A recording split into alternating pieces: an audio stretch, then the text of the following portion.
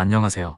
2022 서울 세계주류 박람회를 기다리면서 주류에 관한 용어를 몇 개 알아보겠습니다. 프랑스의 테이블 와인을 크게 뱅드 따블레와 뱅드 페이로 나눕니다. 뱅드 따블레는 일상적으로 마시는 와인으로 장기 숙성시켜 마시는 고급 와인과 다릅니다. 이 표시가 라벨에 있으면 발매한 지 빨리 마실수록 좋아요. 여기에는 원산지 표시가 없습니다. 뱅드 페이는 문자 그대로 토주입니다. 생산지가 한정된 와인으로 라벨에 산지명이 표시되고 다른 지방의 와인은 블렌딩할 수 없게 되어 있습니다. 프랑스 와인 생산량의 3분의 1을 차지합니다. 랑그독 지방의 뱅드 페이 독 등이 유명하지요. 와인의 향은 아로마와 부케가 있습니다. 아로마는 포도가 발효하면서 생기는 향, 포도 자체가 가진 향에 의해 결정되죠. 부케는 오크통과 병 속에서 숙성되는 과정에서 생기는 향, 보졸렌 후보에는 아로마는 있고 부케는 없습니다. 와인의 향을 느끼려면 스월링하면서 코로 냄새를 맡습니다. 또 약간의 와인을 아래턱에 머금고 바람을 휙 빨아들여 향을 느낍니다.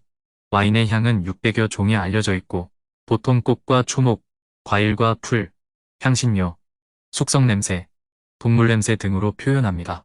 브리떼는 사전적 의미로 포도주가 단맛이 없는 가장 드라이한 샴페인을 말합니다. 불어로 가공하지 않은 원료 그대로라는 뜻이며 샴페인 제조 공정의 마무리 단계에서 첨가하는 당분의 비율이 0.5%까지인 것을 말하지요. 샴페인이나 스파클링 와인이 드라이한 맛을 들면 쓸 때 이 단어로 표현하는데 이 브리떼는 더 드라이한 맛을 나타냅니다. 와인 라벨에서 가장 많이 볼 수 있는 표현은 브리떼, 엑스트라 드라이, 데미색 등입니다. 시음잔의 와인 50cc 정도를 따르고 45도 기울여 밝은 배경에 비춰 보았을 때 가장자리 부분의 색이 뉘앙스입니다. 와인은 숙성되면서 색깔이 변해갑니다. 와인의 뉘앙스를 보면 숙성의 진행 정도와 마실 시기가 되었는지를 알 수 있지요. 적포도주의 경우 포도주스 같은 보라색에서 시작해 루비, 빨강, 가넷, 벽돌색으로 변해가죠. 가넷에서 벽돌색을 띠기 시작했을 때가 숙성이 잘 된 단계입니다. 캐스크는 와인 등의 주류를 숙성시키는 나무통으로 배럴과 같은 뜻이지만 캐스크는 이동성이 없는 나무통을 지칭하는 경우에 사용됩니다. 나무통은 다양한 크기로 제작되지만 주로 60갤런과 132갤런 사이의 것들이 보통이며 또 수직으로 세워 사용하는 것은 배트라고 합니다. 와인을 숙성시키는 데 사용한 캐스크를 위스키의 마지막 단계에 사용해 추가적인 맛과 향을 준 것을 더블 캐스크가 합니다. 먼저 오크통이나 버번 캐스크에서 수년간 숙성한 후 주정강화 와인 캐스크에서 몇 개월 추가 숙성시키는 방식입니다.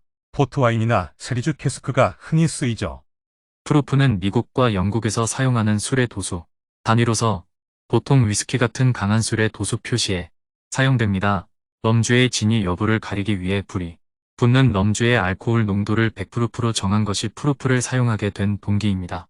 보크비어는 맥주배 농도가 16% 이상인 짙은 색의 맥주로 향미가 짙고 단맛을 띤 강한 맥주입니다. 이것은 발효통의 청소할 때 나오는 침전물을 사용하여 만든 특수한 맥주로서 미국에서 주로 봄에 마십니다.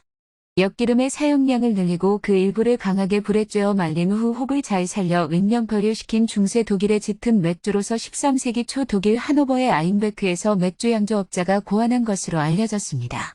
독일어로 보크는 염소를 뜻합니다. 그래서 보크 맥주 라벨에는 염소를 그린 것이 흔해요.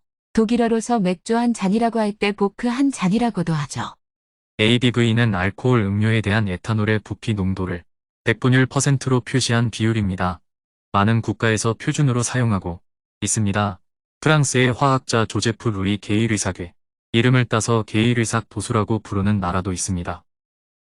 전시회 주최직에서는 시음을 위한 잔을 가져오는 것을 허용하고 있습니다. 종이컵으로도 가능하지만 제대로 와인 시음을 하려면 필요하겠지요.